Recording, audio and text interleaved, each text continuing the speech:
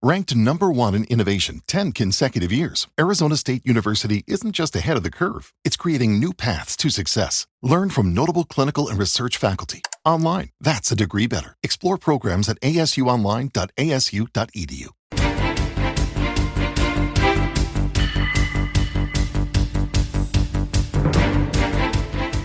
Los servicios jurídicos de Vox presentan una querella ante los tribunales contra Begoña Gómez, esposa del presidente del gobierno, por su presunta implicación en el rescate millonario de la aerolínea Air Europa. En la denuncia también se señala al exasesor ministerial Koldo García, al empresario Víctor de Aldama y al ex CEO de Globalia, Javier Hidalgo, a quienes se les atribuyen presuntos delitos de tráfico de influencias, prevaricación y cohecho. La iniciativa judicial se produce tras la publicación del último informe de la UCO en el marco del conocido caso como Caso Koldo. Según el documento al que Vox asegura haber tenido acceso, Aldama habría contactado con Begoña Gómez con el objetivo de facilitar la aprobación del rescate público de la compañía aérea. Bueno, pues ya tenemos nueva querella de Vox contra los implicados en las numerosísimas tramas de corrupción que parece que cercan a Pedro Sánchez.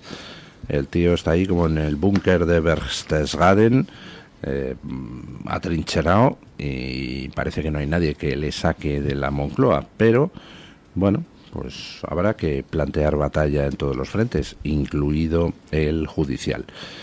Vox ya ha presentado querellas contra Ábalos, contra Begoña Gómez por el tema de la cátedra de la Complutense, contra el hermano de Sánchez.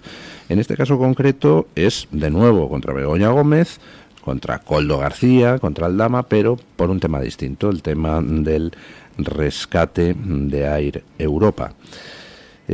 Recordemos que en este tema, pues Air Europa recibió varios cientos de millones de euros para ser rescatada durante la pandemia. Eso en sí mismo no tiene nada de malo. Hubo aerolíneas por toda Europa que recibieron dinero de rescate por parte de los gobiernos precisamente porque las normativas que se aplicaron durante la pandemia pues básicamente tuvieron el efecto de hacer caer sus cifras de negocio de una manera brutal. Entonces, bueno, en sí mismo, en el rescate de Air Europa, a diferencia de lo que pasó con esa otra aerolínea venezolana que rescataron con 50 millones de euros y que tenía un solo avión, la aerolínea Plus Ultra, que eso sí que es rarito. Lo de Air Europa, el rescate en sí no es rarito. Lo que sí es rarito en el y de hecho Air Europa posteriormente devolvió el importe del rescate una vez recuperadas sus cifras de negocio tras pasar el efecto de la pandemia. Lo que hay de raro en el rescate de Air Europa fue la rapidez. Se aprobó en un plazo récord de 2 meses. Y lo que sucede es que pues hay indicios de la participación de distintas personas en la instrumentación de ese rescate que apuntarían a un trato de favor por parte del gobierno de Pedro Sánchez. Sabemos de la implicación o del interés en ese rescate por parte de Koldo García y Aldama, y lo sabemos de manera directa por los mensajes cruzados entre ambos y que la UCO ha podido analizar. La participación de Begoña Gómez, pues en principio no está demostrada. La lógica apunta a que esa participación existió. Begoña Gómez tenía buena relación con el CEO, con el consejero delegado de Air Europa. Recuerden ustedes que los tres, Begoña Gómez, el consejero delegado de Air Europa y Aldama, pues anduvieron por San Petersburgo con ocasión de una reunión de la Organización Mundial de Turismo, y allí pues está constatado que coincidieron en el mismo hotel la misma noche, estuvieron tomando copas en la terraza del hotel. Es decir, existía una relación entre tres de los personajes presuntamente implicados en el presunto trato de favor hacia Air Europa. Ahora, el que se reuniera con Koldo García, con Aldama y con y con Javier Hidalgo allí en San Petersburgo, el que hubiera conocimiento, relación, amistad entre ellos, e incluso los mensajes intercambiados por Koldo y por Aldama, que sí están constatados, no demuestra nada de ello que Begoña Gómez participara en lo que es el rescate de Air Europa, ni que usara su influencia delante de su marido, su influencia ante su marido. ¿Por qué no lo demuestra? Pues ya lo expliqué hace un par de días, que los mensajes que intercambian Koldo y Aldama, en ellos Aldama dice, pues el de Air Europa ha llamado a Begoña, lo cual no demuestra que llamara a Begoña. Eso es lo que dice Aldama. Puede ser cierto que llamara a Begoña, o puede no ser cierto, puede ser cierto que la llamara, pero no necesariamente está constatado que eso se tradujera en tratar de conseguir un trato de favor para la aerolínea. Es decir, demostración, de momento, no hay de que hubiera participación de Begoña Gómez en conceder un presunto trato de favor a la aerolínea. Pero indicios existe esa conversación de Aldama y Koldo, y por tanto, pues bueno, está bien que la justicia investigue. El juez tendrá que coger esos indicios, hacer las comprobaciones que considere oportunas, yo qué sé, llamar a declarar a Aldama, a Koldo, al propio ex consejero delegado de Air Europa, y ver qué hay de cierto en eso. Si es verdad que esa llamada se produjo a Begoña Gómez, en qué términos, qué resultado tuvo esa llamada, etcétera, etcétera, etcétera.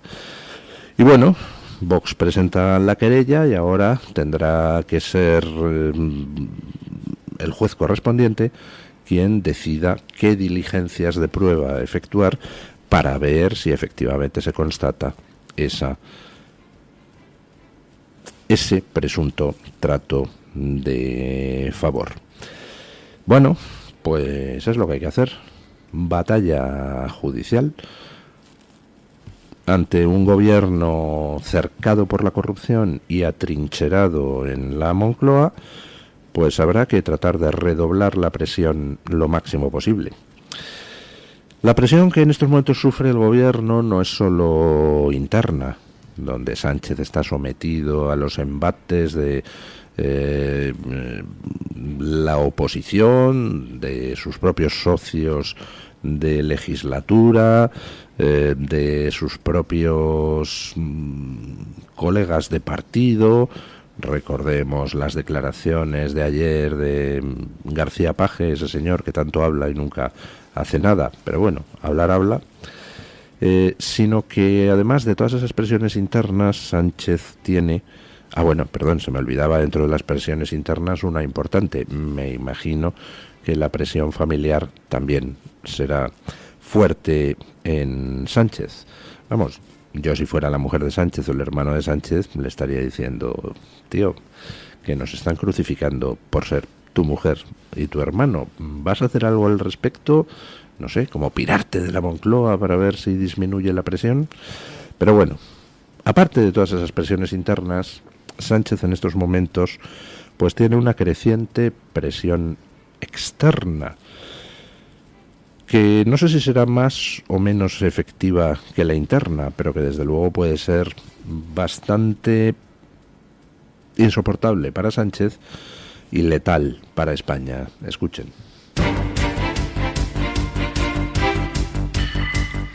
El ministro de Economía, Comercio y Empresa, Carlos Cuerpo, viaja a Washington DC para reunirse con el secretario del Tesoro de Estados Unidos, Scott Bessent, además de autoridades de organismos multilaterales y representantes del sector empresarial estadounidense. La visita se produce en un contexto marcado por tensiones comerciales tras la llegada de la nueva administración Trump y las críticas al reciente viaje de Pedro Sánchez a China. Hace apenas unos días, Bessent advirtió que estrechar lazos con el país asiático sería como cortarse el cuello. Cuerpo también mantendrá un encuentro con el presidente del Banco Mundial y con empresas estadounidenses con intereses en España. Según el Gobierno, el viaje se realiza en coordinación y contacto permanente con la Comisión Europea y tendrá lugar justo después de la visita del Comisario Europeo de Comercio a Estados Unidos en el marco de negociaciones arancelarias clave para proteger la relación comercial transatlántica. Las formas en política internacional pues importan enormemente. Por ejemplo, pues hemos visto a Trump reunirse con Starmer, reunirse con Macron.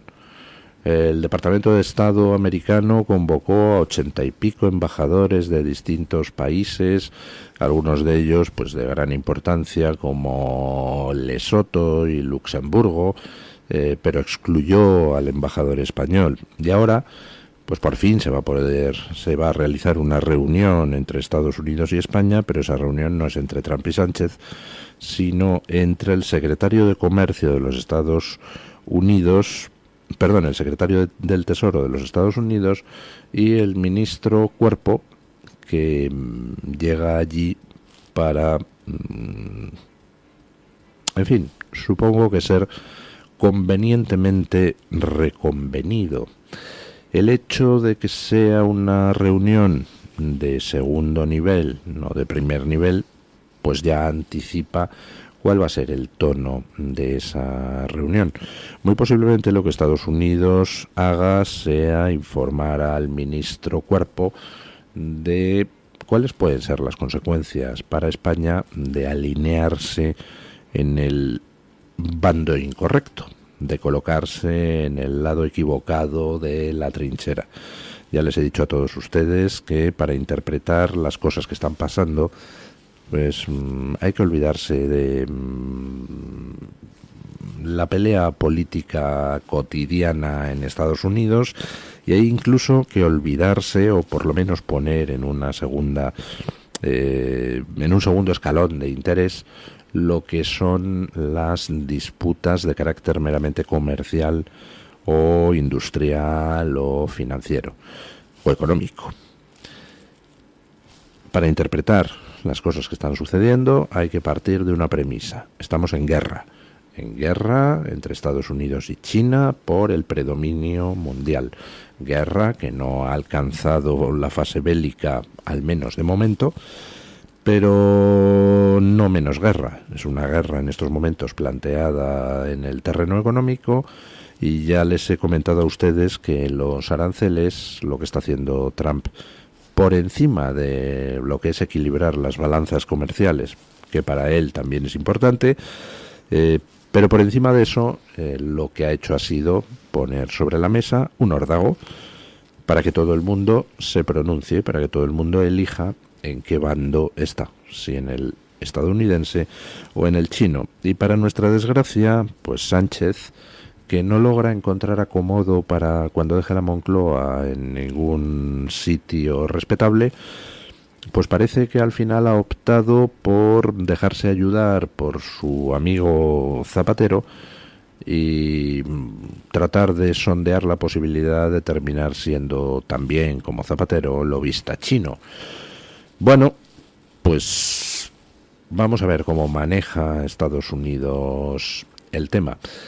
Estados Unidos no nos puede aplicar medidas arancelarias específicas a España. Es decir, Estados Unidos no puede acordar para España unos aranceles ni mayores ni menores que para el resto de la Unión Europea, porque la Unión Europea funciona como un bloque, al menos para los temas económicos. Así que a la hora de fijar aranceles se fijan para el conjunto de la Unión. No puede llegar el gobierno Trump y, para presionar a Sánchez por su deriva china, pues ponernos a nosotros aranceles mayores. Pero sí que puede hacer otra serie de cosas, como es, por ejemplo, exceptuar determinados productos del acuerdo arancelario al que se llegue, productos que para España sean críticos. Yo qué sé, hay pues exceptuar si llega a un acuerdo con la Unión Europea en el que al final se mantenga un relativo libre comercio entre Estados Unidos y la Unión, pues puede llegar el gobierno americano y decir, pero de este acuerdo queda excluido el aceite de oliva, por ejemplo. Simplemente como medida de presión a España. Pero ni siquiera es necesario, para presionar a España desde el gobierno americano, el recurrir a excepciones arancelarias. Europa, por ejemplo, pues a Estados Unidos le aplica una serie de aranceles, pero esas no son las principales barreras comerciales. Las principales barreras comerciales que Europa tiene frente a Estados Unidos son de carácter legislativo. Pues resulta que no puedes vender la carne americana en España o en Europa porque es que no cumple con el contenido de no sé qué gaitas, o porque no cumple con no sé qué legislación medioambiental. Ese tipo de cosas son barreras al comercio que precisamente Trump quiere que se eliminen, y claro, son muy arbitrarias. Uno puede poner una barrera al comercio en plan, pues quedan excluidos de los acuerdos de libre importación pues todos los aceites que no tengan no sé qué, y justo lo que no tienen es lo que no tengan los españoles, y dejamos de poder exportar aceite. Es un ejemplo ficticio.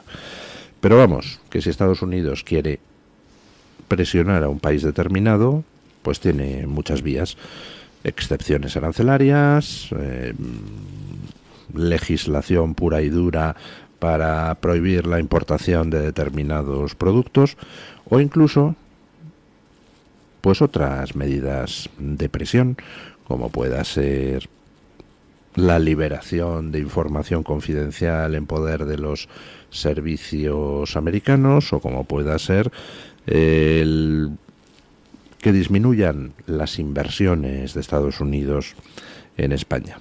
Vamos, que si el gobierno americano quiere hacer pupa al gobierno de Sánchez, tiene muchas formas de hacerlo. Si recuerdan ustedes, en 2008, no sé si fue a principios de 2008 o finales de 2007, creo que fue en 2008, cuando se empieza ya a desatar la crisis financiera en todo Occidente, Zapatero, que por aquel entonces era presidente de gobierno, se negó a seguir las recomendaciones que le llegaban desde Europa y desde otros organismos internacionales en el sentido de equilibrar el presupuesto. Y entonces, pues ante su negativa, recibió una llamada del que entonces era presidente de gobierno americano, Obama. No sabemos qué le dijo en esa llamada, pero sí sabemos que al día siguiente Zapatero aceptó, por ejemplo, los recortes a los sueldos de funcionarios a los que se venía negando por activa y por pasiva. ¿Qué le dijo en esa llamada a Obama? Pues muy posiblemente le dijo: machote, o tragas con el equilibrio presupuestario, o empezamos a vender deuda española a cascoporro y te hundimos la calificación crediticia. Ese tipo de presiones. Bueno, vamos a ver qué nos cuenta el ministro Cuerpo. Vamos a ver cómo se le queda el Cuerpo después de reunirse con el secretario del Tesoro americano.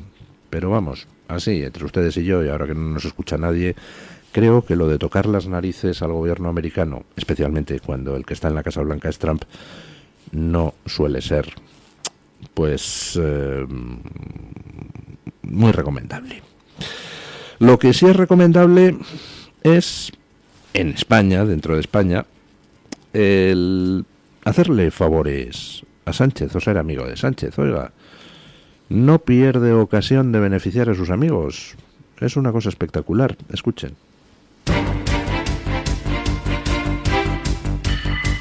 El pasado 10 de octubre, la empresa pública de ingeniería INECO nombró como consejero a Carlos Espotorno, fotógrafo reconocido por ser el autor de la portada del libro Manual de Resistencia, escrito por el presidente del gobierno Pedro Sánchez.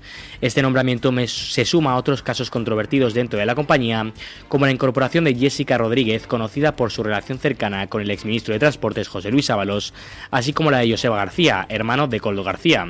Fuentes oficiales de INECO han rehusado explicar a The Objective las funciones específicas de Espotorno ni los motivos detrás de su incorporación al Consejo. Pese a desempeñarse desde hace 6 meses como asesor creativo del gobierno, Espotorno no refleja este cargo en su perfil de LinkedIn.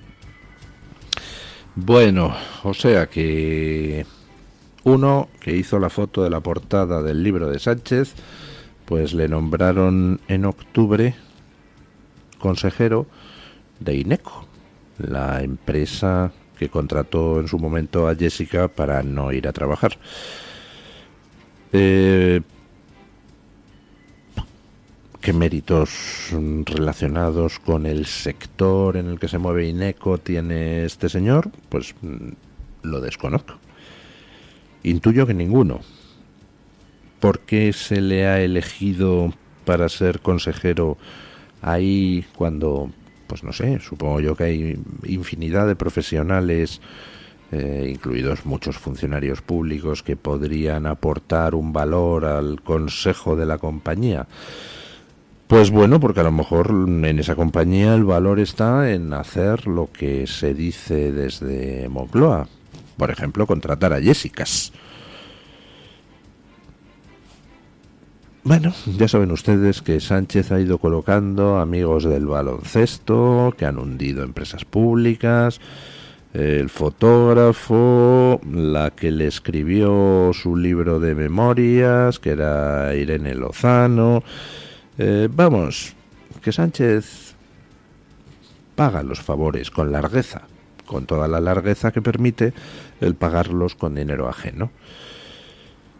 Yo no sé, este fotógrafo a lo mejor es la monda desde el punto de vista empresarial, pero intuyo que aquí estamos simplemente ante la colocación pues de otro amigo de Sánchez. Total, ¿qué más da?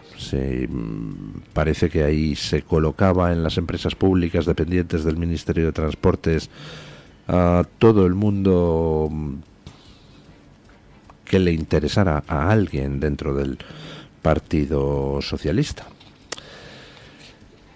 Pues nada, a pagar más sueldos. Por cierto, también a Koldo en su día se le nombró consejero de Renfe, ¿verdad? Eso sí que es progresar. De portero en una disco de mala nota a consejero de Renfe. Meritocracia, que se llama. With so many options, why choose Arizona State University? For me, the only online option was ASU because of the quality. Their faculty was really involved with their students and care about your personal journey. The dedication to my personal development from my professors, that's been extremely valuable to me. Earn your degree from the nation's most innovative university. Online. That's a degree better. Explore more than 300 undergraduate, graduate, and certificate programs at asuonline.asu.edu.